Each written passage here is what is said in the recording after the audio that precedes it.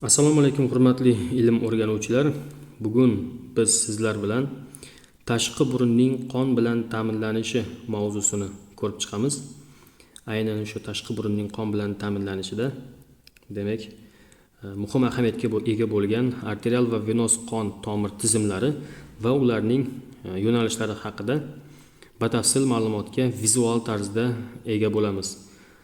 Demak, undan avval tashqi burunning anatomiyasi bilan ozgina tanishib o'tamiz.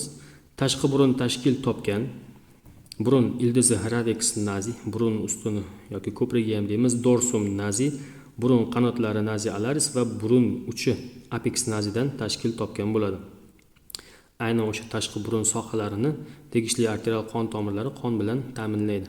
Biz bu yerga demak arterial qon tomirini sal o'zgacharoq uslubda kelamiz.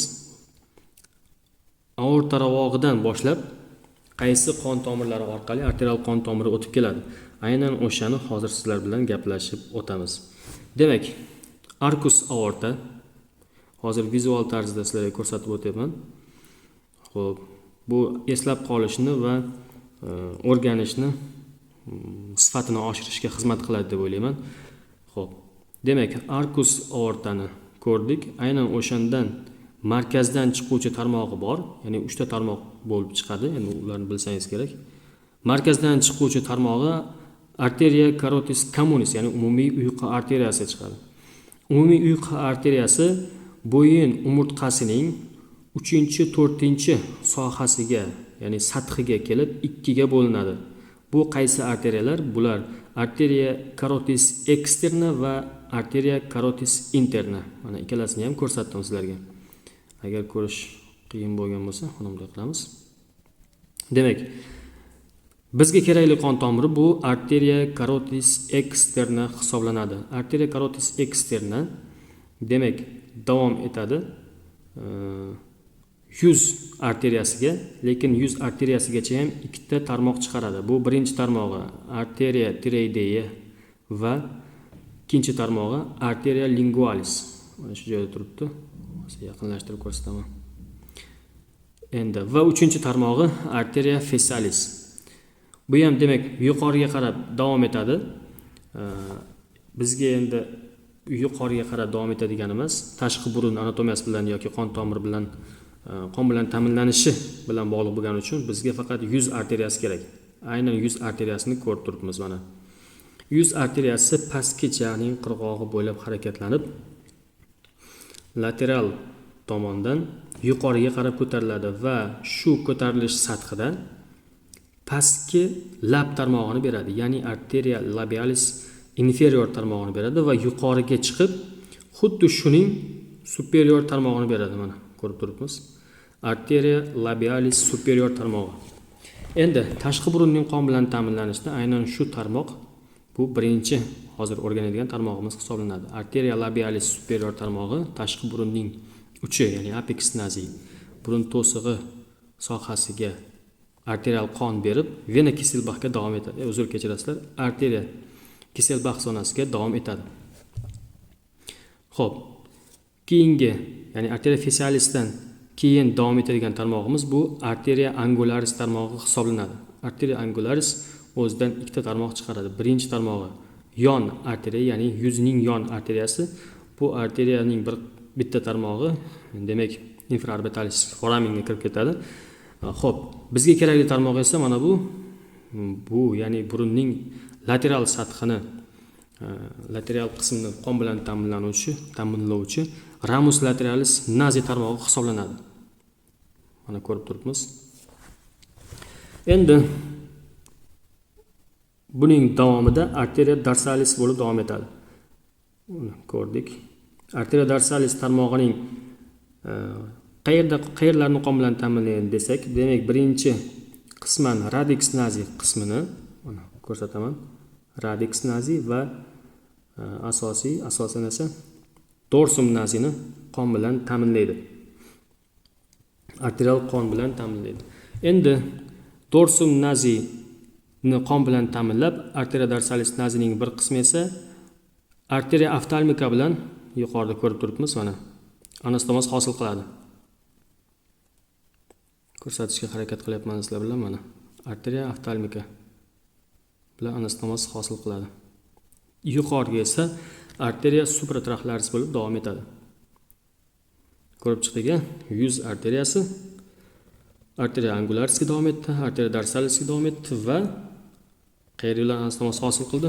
Arteriya oftalmika bilan anastomoz hosil qildi. Bu bizning ko'rib chiqqan yuz, ya'ni yuzdagi tashqi burunning arterial qon bilan ta'minlanishini vizual ko'rib chiqdik. Endi xuddi shu tizimni vena, ya'ni venos qon bilan ta'minlanishini ko'rib chiqamiz. Venos qon bilan ta'minlanishida demak bizda dastlab kichik venalar va kichik venalar quyiluvchi vena angularisdan so'ng esa vena fesalis bo'lib retrograd, ya'ni yurakka qarab qon oqimi ketadi. Endi ular qayerdan, ya'ni vena fesalis qayerlardan tarmoq oladi? Asosiy joylarini va klinik ahamiyatga ega bo'lgan joylarini hozir aytib ketaman. Xo'p, eng asosiy joylardan bittasi bu yuqorida ko'rib turganimizdek plexus venosus pterygoideus, ya'ni venos chigal.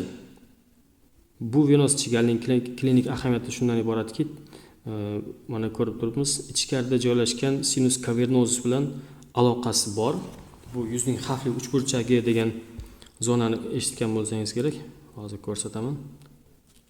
Mana chizishga harakat qilyapman o'sha uchburchakni. Aynan o'sha uchburchakda hosil bo'lgan infeksiyalar yoki bo'lmasam tashqi muhit ta'sirida kirgan infeksiyalar dastlab shu venos chigalga, bu venos chigal orqali esa venos, ya'ni sinus cavernosusga o'tib kalla ichi asoratlarini berishga moyil bo'ladi. Ya'ni infeksiyaning yo'nalishi xuddi shunday bo'ladi. Klinik ahamiyati shundan. Endi keyingi klinik ahamiyati bu tish va tish ildizi milklarining yallig'lanishida va yuqori jag' infeksiyalarida aynan shu venos tizimning ahamiyati bo'lib hisoblanadi, ya'ni ahamiyati kuchli. Va endi bu vena tizimi, vena fesalis pastga qarab davom etyapti va bunga qo'shiladigan venos chigalni aytdik. Venos chigaldan keyin vena labialis superior, vena labialis inferior tarmog'i va pastga qarab davom etgan yuz venasini umumiy yuz venasi bo'lib davom etadi. Umumiy yuz venasi esa vena jugularis interna bo'lib davom etadi. Vena jugularis interna o'z navbatida vena brachycephalicusga quyiladi. Mana o'sha sohani ko'rsataman. Mana vena brachycephalica va bu venamiz esa vena cava superior bo'lib davom etadi va bu vena cava superior yurakning o'ng bo'lmachasiga quyiladi. Xuddi shunaqa bo'ladi, ya'ni venos tizimi. Endi sizlar bilan bugun tashqi burunning arterial va venos qon bilan ta'minlanishini ko'rdik. Yuzning xavfli uchburchagini ko'rdik va bitta klinik ahamiyatga ega bo'lgan plexus pterygoideus venosusni ham ko'rdik. Yana bir marta takrorlab o'tamiz. Tashqi burunning qon bilan, ya'ni arterial qon bilan ta'minlanishini da muhim ahamiyatga ega bo'lgan tarmoqlarning birinchisi arteria labialis superior, arteria ramus lateralis bor edi. Mana hozir ko'rsataman. Va yuqorida joylashgan arteria dorsalis nazi bor tarmog'i. Aynan shu tarmoqlari tashqi burunni qon bilan ta'minlaydi. Xo'p, sizlar bilan Shahzod Rajabov bo'ldi. Ilm bu kuch, ustun lor bilimingizning mustahkam ustuni bo'lib xizmat qilsin deymiz. Keyingi video darslarda ko'rishguncha xayr.